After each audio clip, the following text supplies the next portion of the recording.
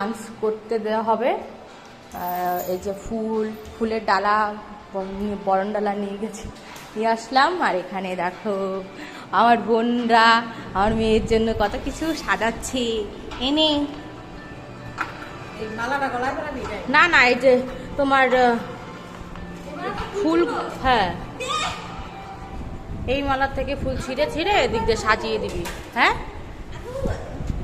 তো আমার অবস্থা এই, হাফ মেকআপ করে বসে আছি। এখন শাড়িটা পরতে হবে।